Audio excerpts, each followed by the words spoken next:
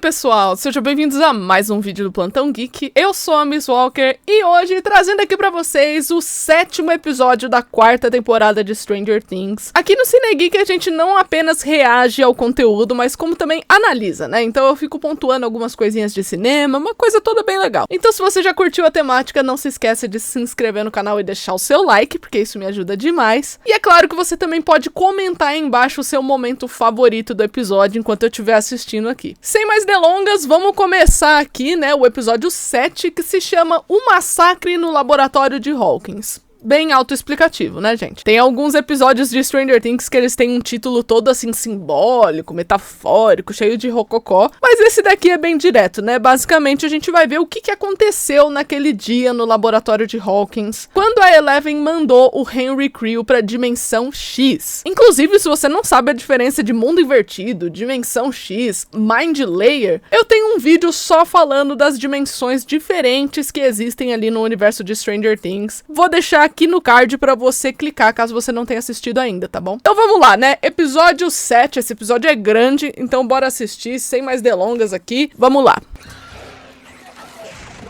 Vamos lá pro Steve sofrendo mordidas que não terão nenhuma consequência. É a Maioral! Hey there. Bora! Gente, se liga nessa sequência, né? Nesse plano sequência que tá acontecendo aqui, onde não tem corte. Cara, os atores tiveram que atuar muito, tá? Porque pensa que eles não estão vendo nada. Eles estão numa tela verde com um monte de bolinha de tênis, assim, perto deles. Então, cara, teve que ter uma coordenação muito boa. Mano, o Steve mordeu um bicho e não teve consequência. Não somente foi mordido, como ele mordeu um bicho. Top. Boa! Do you guys think these bats have like rabies? Eu de Robin. Ó, eles guardando o caixão, hein? Pra não deixar passar. Cara, esse take é uma referência direta ali a Senhor dos Anéis, tá? Numa cena que acontece na Sociedade do Anel. Quando um dos antagonistas manda espiões pra interceptar ali a Sociedade do Anel. É igualzinho, gente. Tem um outro take que aparece aí no Mundo Invertido que é mais parecido ainda. Quando ele aparecer eu mostro pra vocês, porque, nossa, é, assim, idêntico. Simplesmente idêntico. You were saying? Crabine from Dunland. Mano, o guardinha ali do Owens tá passando maus bocados. Ai, o paralelo com a primeira temporada. Or maybe you've just done all of this because you missed your daddy-daughter time. Eca. You know what I see? I see a frightened, traumatized little girl. Sim, isso aí, Owens. Hablou. Esse diálogo é bem importante, gente. Gosto dele, tá? You're terribly frightened by what you've seen. But it's this very fear that's now holding you back. Olha aí o que a Kali falou. I am a monster. Ah lá. You speak of monsters, superheroes. Reality, truth is rarely so simple. Isso. A única coisa útil que o Brenner falou. É bem isso. Só enfrentando todas as nossas facetas que a gente se torna completo. Isso é uma coisa também que o Hopper tinha mencionado, né? Utilizando palavras diferentes, é claro, na carta, na 3ª temporada. This is. Aí a prisão é aqui, na mente. Cara, muito bom isso, tá? Porque realmente, se a gente não enfrenta o medo, se a gente não enfrenta algumas verdades na vida, é por conta da nossa cabeça. É por conta do que a nossa mente tá programada pra fazer, né? Se é um mecanismo de defesa, se é insegurança, se é autoestima, entre várias outras coisas que envolvem saúde mental. Então essa frase aí tá correta. O Brenner está correto nisso aí. Mas é só isso também, porque de resto, assim, 99,9% das coisas que o Brenner falou e fez está errado. Ai, eu não quero ver agulha. Pra quem não sabe, eu tenho fobia de agulha, gente. Quem não sabe essa informação aí, é assim, é só ver o meu Cine Geek de A Substância. O nível de sofrimento que eu tive, assim, foi desigual. Mano, essa menina passou por 2 paradas cardíacas nesse rolê todo do Projeto Nina. Coitada. Ai, eu adoro essa cena. Long night swim. Dusty, someone was just murdered there. Oh yeah, about the killer. You're lucky you didn't get shot. Well, that's a bunch of bull. Erica! I mean, you realize just the fact. Just the facts! The fire is consuming us. Threaten them with a little jail. Ali, essa cena. Essa cena é idêntica ao do Senhor dos Anéis. Gente, até eles se escondendo. Vai se ferrar.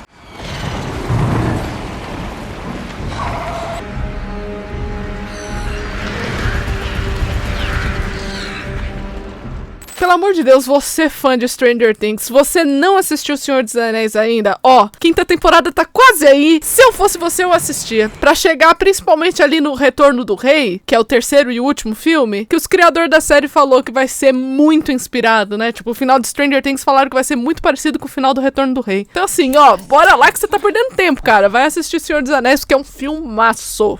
Filmaço, eu amo. Me mata muito que eles fizeram um take, assim, do ferimento do Steve. Colocaram uma musiquinha, sabe? Um efeito sonoro, pam, mostrando a mordida. E não vai servir pra nada. Por quê, cara? Foi só pra fazer umas ceninhas, assim, de climinha entre Nancy e Steve. Foi completamente desnecessário também, porque não tem... Gente... Steve e Nancy não vai acontecer. Mas eu ainda estou guardando um pouquinho pra falar sobre esse chip, né? Eu tô esperando uma cena específica pra gente elaborar aqui análises referente a isso. Do porquê que fizeram isso na quarta temporada, né? Mas ainda tem que esperar um pouquinho. Mais um Cine Geek. I have guns in my bedroom. É claro que você tem, porque você é a Mami.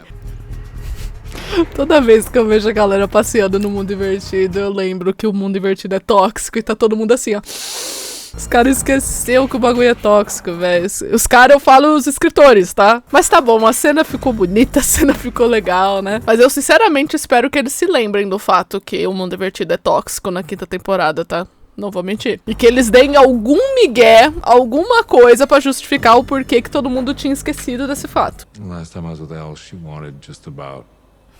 Acho bonitinha essa conversa sobre filhos deles dois aí. Inclusive, quando ela aconteceu, eu falei, mano, vão matar esse russo, né? Certeza. E era preferível que eles matassem o cara do que simplesmente sumissem com ele na quinta temporada, né? Maybe I can still help Elle.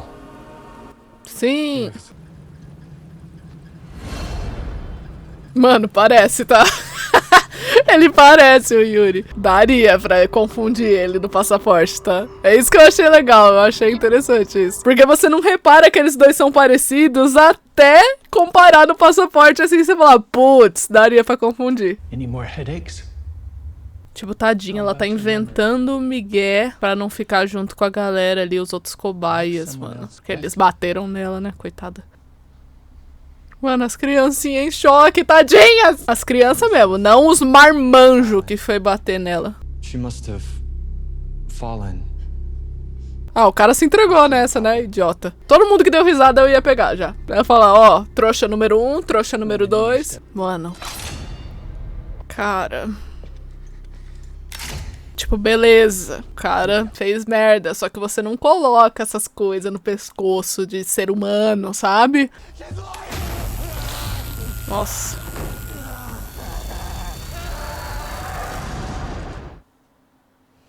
Os dois amigos adultos do Dustin, né?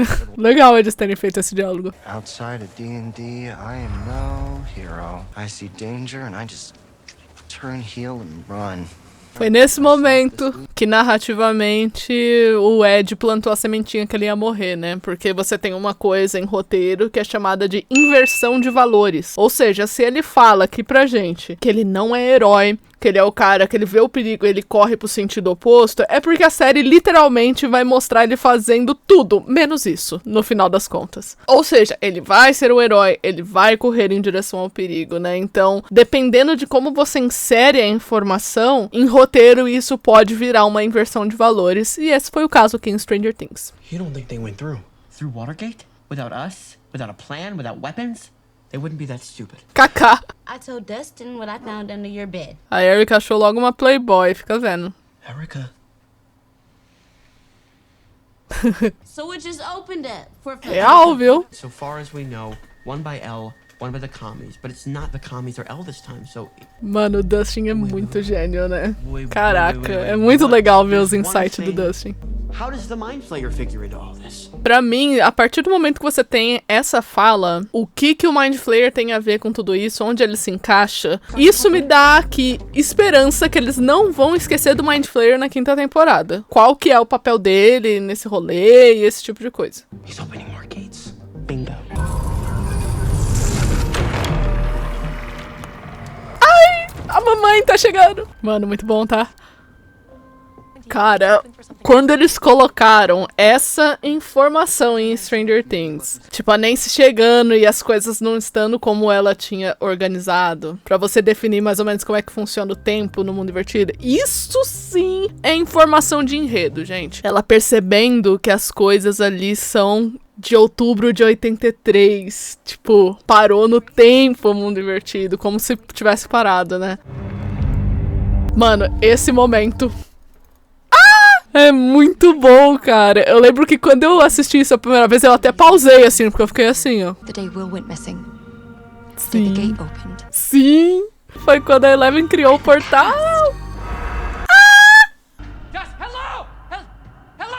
Maybe he really does have rabies. What do Eleven and Vecna have in common? Mano, o Dustin levantou um questionamento essencial aqui. O que a Eleven e o Vecna têm em comum? Tipo, eles partirem desse princípio pra eles saberem o que faz mal pro Vecna. Tipo, quais são as fraquezas da Eleven que a gente pode aproveitar e, naturalmente, vai ser uma fraqueza pro Vecna também. Isso é muito top. Gente, eu lembro... Eu já contei essa história no canal muitas vezes. Eu recebi os episódios com antecedência da 4ª temporada, né, pra eu produzir conteúdo. E eu lembro que nessa cena, tá vendo esses pozinhos que tá aparecendo, né, ela encostando, assim, e tal? Não estava finalizado esse efeito, gente, nos episódios que eu recebi. Então pensa que era só o lustre e a atriz fazendo assim, ó.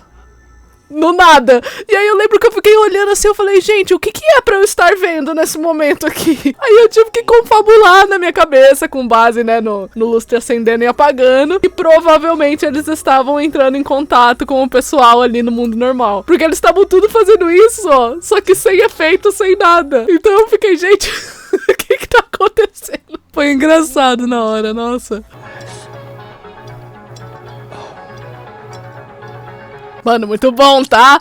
Por isso que eu falo, na 4ª temporada, o melhor plot de todos os 4 plots que a gente tem é o de Hawkins. O melhor plot que tem. Inclusive, eu fiz análise de cada um dos plots da 4ª temporada com detalhes nesse vídeo aqui do card, ó. Eu fiz análise certinha de cada um. Então, caso você não tenha visto esse vídeo na época que eu tava ali falando sobre a 4ª temporada, né? Foi um pouquinho depois da estreia. O vídeo tá aqui, ó, pra você ver. Mano, que momento, hein? Joyce vendo Hopper. Это понятно? Это понятно? Это понятно? Aquelas, né, que não tem interesse no plot russo e fica tentando aprender as palavras. Você ia falar, qual foi, cabeçuda? Nossa, que tabuleiro de xadrez bonito. He and the others are going to attempt to kill you. Right here. Mano, sei lá, mó Game of Thrones acontecendo nesse laboratório aí. É um tentando trair o outro. That's all he wants. Control. Sim. Sim, sim, sim. Tipo assim, o Henry planta altos migués também, né? O cara é mó revoltado com tudo e todos. Espero, inclusive, que eles deem motivação maior pro Henry, tá? Do que simplesmente, não, é que eu era diferente e a humanidade deve pagar por isso. Não, elabora um pouco mais aí essa motivação. Por favor, porque é umas coisas muito caóticas, muito apocalípticas pra ser simplesmente não me encaixo na humanidade, sabe? Quero mais informações, mais coisas. Pensa que ele tá falando essas coisas, ele tá, tipo, tentando meio que fazer a Eleven ser parceirinha de crime dele, esse tipo de coisa, né? Porque ele vê as semelhanças entre ele e ela. Só que a Eleven é tipo uma criança nesse momento, tá? Ela tem o quê? Uns 6 anos de idade? 7, 8, sei lá. Nesse momento aqui que ele tá falando com ela, é tipo isso. É que a gente esquece porque a gente tá vendo a Eleven com o rosto de hoje, né? Mas ela é criança.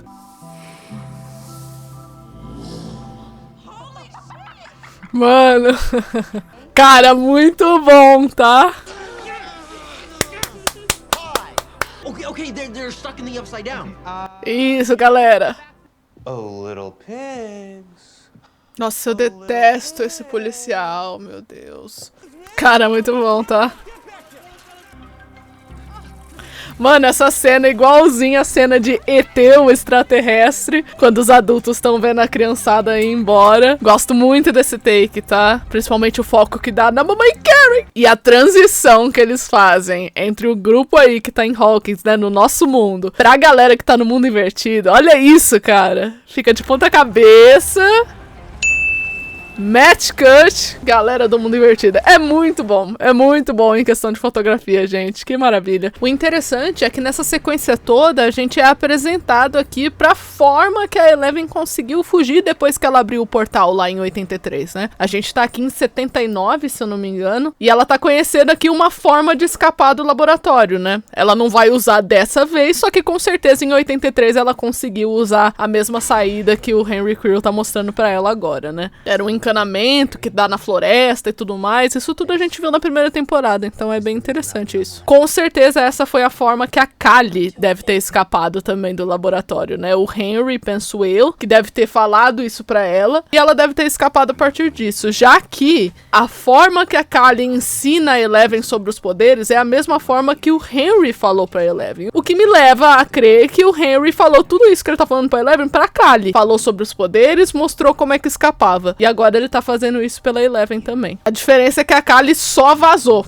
Foi embora, já que ela não tinha poder o suficiente pra tentar tirar essa Soteria, né, esse chip que tem ali no Henry, que ele tá mostrando agora. E a Eleven, como ela tem o poder e ela ainda por cima é boazinha, é claro que ela vai ajudar o Henry. E ele fez isso com a Eleven especificamente, sabendo que ela ia se oferecer, é claro, né. Isso não é simplesmente uma atitude boa da Eleven, que ele nem imaginava que ela ia fazer. Não, ele manipulou ela exatamente fazer isso, porque ele sabia que ela seria bondosa o suficiente pra oferecer, né. Nossa, eu gosto desse take também. Lá vem o bicho! Mano do céu. Atenção no comportamento do Demogorgon, hein, galera? Massacrando todo mundo. Isso aí. Olha lá, o bicho tá brabo. Nossa, velho. Essa cena aí, inclusive, referência de Alien, viu, gente? Um bicho tentando atacar enquanto o outro tá tentando abrir a porta. Ah, você fez isso com o avião? Aperta tudo sim, Joyce. Aê! Coloca na boca do bicho, vai! É o clássico, né? Um bicho abrir a boca assim na frente e alguém vai lá e... Encontra o Chopper! Bora! Olha como a luz azul vira amarelo na hora, gente. Que aí é cor quente, cor de conforto, cor de algo caloroso, né? Amigável. Oh! Ai, que linda, meu Deus! Ela é tão pituca. A Joyce é desse tamanho, sabe? Tadinho, ele tipo sem acreditar. Que lindo! Ai, ele é sorrindinho, que fofo. A galera! E aí, gente?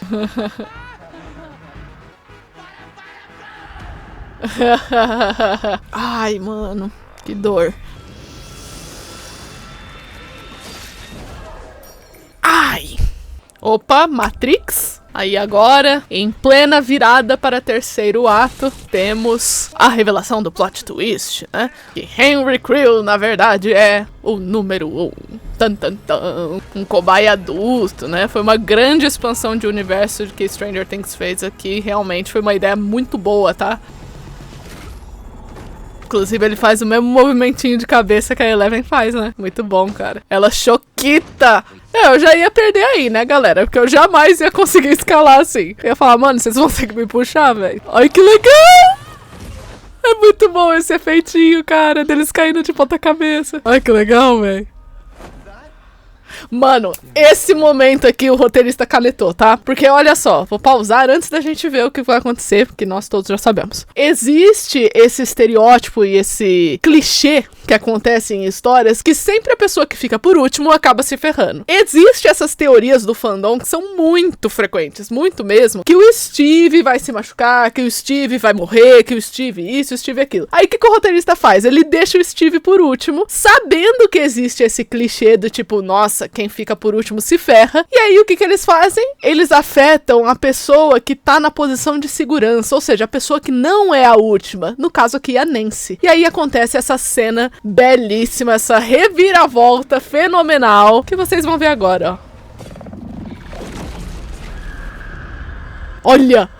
Gente, eu lembro que quando eu vi essa cena pela primeira vez eu fiquei de pé. Eu fiquei de pé. Porque, né, eles não tinham revivido a Max ainda. Ou seja, a Nancy correu perigo de verdade aqui. Nessa hora eu já comecei a segurar na mão de Deus. Eu falei, meu Deus, eles vão matar a Nancy, cara. Eu tenho certeza. Porque eles poderiam, tá? Ter matado a Nancy nessa cena, se eles quisessem. Eles poderiam. Olha isso, cara. Que desespero! E ainda por cima, né, a Nancy, como vocês sabem, é a minha personagem favorita. Então, tipo, nossa, cara. Foi aqui que eu falei, não é possível que essa galera ficou zanzando no mundo invertido sem o Vecna saber. Então aqui eu falei, não, já era, eu já tava me preparando pra chorar horrores. Se eu soubesse que os caras iam reviver a Max, eu nem ia me preocupar, é claro, né? Mas foi uma cena muito bem construída nesse momento, tá? Você reviver o trauma da Nancy com a Barbie. Olha. Cara, isso aqui é muito bom! Fazer uma referência do Iluminado aqui, né? Com essa piscina de sangue, lembrando o elevador de sangue do filme do Stanley Kubrick. Isso aqui foi, assim, ouro, gente. Foi absolute cinema, essa cena aqui. Então foi canetada atrás de canetada. Desde pensando ali na estrutura de como um clichê funciona, que é aquele negócio que eu falei de colocar em perigo a pessoa que tá por último, até as referências, a forma que a cena é construída. Tudo é muito bom, gente, ó. Então, de parabéns. Chegamos na outra revelação, né? Cara, virada pro terceiro ato, na quarta temporada, eles guardaram, tipo, todas as revelações pra essa virada. O que foi muito bom, tá? Não é uma crítica. É uma forma de você fazer, então foi muito top. Você aqui já cria algumas características em comum com o Vecna, né? Então, por exemplo, o olho branco, toda aquela coisa. Pra você poder revelar bonitinho que o Henry Creel é o Vecna, né? Ligar todos os pontos, todas as informações que foram inseridas na temporada, como, por exemplo, a história da família Creel, unido ali ao antagonismo principal, que é oferecido ali pelo Vecna, né? Então, nada fica à toa no plot de Hawkins, como vocês podem perceber. É por isso que eu considero o melhor plot da quarta temporada. Porque é o único que insere coisas e usa todos os elementos ali. Mano, olha o tamanho da criança que o Henry vai ficar discursando pelos próximos minutos sobre o que é o mundo e seu papel nele, como o mundo é injusto e não sei o que. Olha o tamanho da menina. E ele falando assim, ó, horrores, altas reflexões. O Henry Creel representa tudo aquilo que a Eleven poderia ter sido, gente. É muito bacana esse contraste que eles colocam, né? É uma coisa meio Harry Potter-zesca, você colocar duas personas que são muito semelhantes, muito poderosas, e colocar cada uma delas indo pra um caminho, pra elas serem ali um total oposto uma da outra. Se a Eleven nunca tivesse tido ninguém, se ela nunca tivesse tido um senso de pertencimento, se ela tivesse criado essa raiva e esse ódio aí nela, se não fosse as pessoas que ela encontrou nas jornadas dela, né, Hopper, o Mike, a Joyce, todos os amigos que ela fez, ela facilmente seria como o Vecna. É como se a gente tivesse 3 opções aí de persona, né? A gente tem um extremo negativo, que é o Vecna. A gente tem a função mediana, que é a Kali, que é uma pessoa cheia de raiva, mas que mesmo assim encontrou pertencimento em um grupo de desajustados, digamos assim. E você tem a pessoa que reconheceu esse cenário e quis pender pra bondade, né? Praticou ali uma coisa diferente, que é a Eleven. I didn't fit in with the other children. Something was wrong. Nossa, esse momento que os caras focam finalmente no Henry Creel é muito legal, gente. Mano, muito bom ele contando a história enquanto a Nancy tá vendo, tá? Porque isso dá um certo contexto pro pessoal de Hawkins também. Não um contexto completo, mas mostra que o Vecna e o menininho ali, o Henry Creel, são a mesma pessoa. Então, tem a mesma função narrativa, né? É bem interessante eles terem feito isso. Poupou muito tempo. Deu uma objetividade ali pra cena. Isso é muito bom. Deeply misunderstood.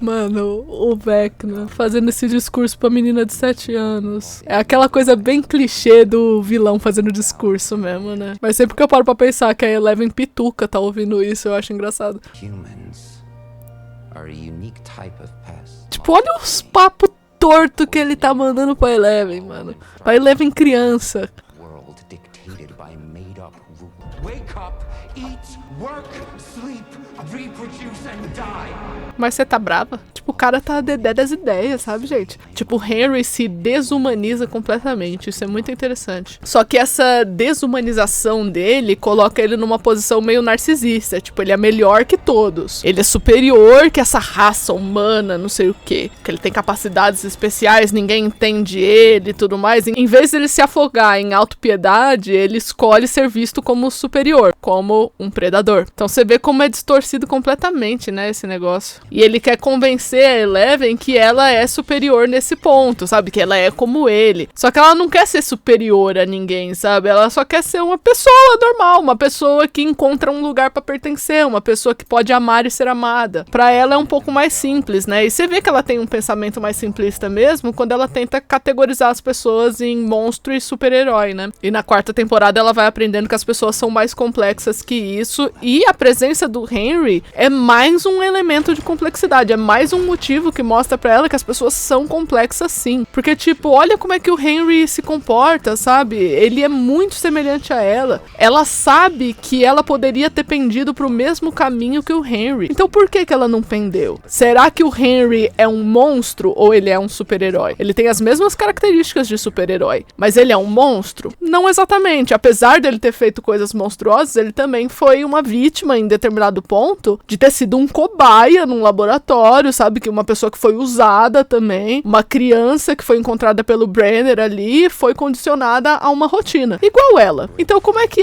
ele foi pra um caminho e ela foi pra outro? Esse tipo de reflexão é uma coisa que ela vai pensar ali, provavelmente na 5ª temporada. Ela pensa já no final da 4ª temporada também. A Eleven, ela se resume a uma jornada de autodescoberta, né? Então isso é muito interessante, como ela descobre essa complexidade do ser humano e como ela se encaixa nessa complexidade também. A forma que isso afeta a autoestima, a confiança dela também, faz parte ali da trama e das relações que ela desenvolve. Tudo isso acaba sendo muito, muito interessante. Eu tô muito empolgada pra ver a jornada da Eleven na 5ª temporada, gente. He began a program. Eu não acredito que eu vou ter que explicar isso, tá? Mas é que tem gente no TikTok que acha que a Eleven tem algum parentesco com o Vecna por conta dela ter sido uma recriação dele. Mas, gente, é basicamente uma cópia ali do negócio responsável pelos poderes do Henry Creel. Não é como se a Eleven fosse filha do Henry Creel, não. You are better than they are. Olha lá o que a gente tava falando, né? Dele se colocar e tentar colocar a Eleven num negócio ali de superioridade. Muito bom, tá? É muito legal isso, cara. É típico de uma jornada de herói. Quando o herói, ele tem a chance de ser do mal e ele não aceita. Isso acontece em Harry Potter, isso acontece em Star Wars. Eles sempre são convidados ao lado negro da força, por ter alguma semelhança com o principal antagonista, né? Isso é elemento de jornada de herói, pra quem não sabe. E aqui em Stranger Things eles fizeram a mesma coisa. E aí entra toda a explicação, né? Toda a análise que eu tava fazendo anteriormente. Teremos aqui um momento Harry Potter, gente! E também uma espécie de prelúdio pro monólogo que o Mike vai fazer pra Eleven, né? Uma coisa que havia sido inserido pra gente na 2ª temporada é justamente os sentimentos afetarem os poderes. Só que tentaram ensinar a Eleven muitas vezes que o sentimento negativo era o mais forte, né? Então aquilo que te deixa com raiva, aquilo que é triste, sendo que na verdade ela descobre eventualmente, né? Principalmente na 3ª temporada, que o amor é um sentimento que é 1000 vezes mais forte. E olha o primeiro sentimento de amor que ela lembra, que aqui é o momento Harry Potter que eu tava citando. Cara, ela lembra da mãe falando que ama ela. Forçação de barra? Um pouquinho. Porque ela, neném, não ia lembrar disso, cara. Mas é toda uma simbologia que eles estão fazendo aqui. O sentimento de amor. O amor da mãe salvou a protagonista. Assim como acontece em Harry Potter também. E mais pra frente, né, o Mike vai fazer um monólogo falando o quanto ele ama ela. E isso também vai salvá-la, né? Então isso também serve de foreshadowing, um prelúdio, como eu falei antes, do que ainda vai vir na trama nesse momento. A Baby Eleven toda preparada pra expulsar o Henry Creel da nossa dimensão. Aqui é o momento crucial da trama, né? Onde ela vai jogar o Henry na dimensão X. Mano, muito forte a menina, cara. Quebra tudo, Baby Eleven!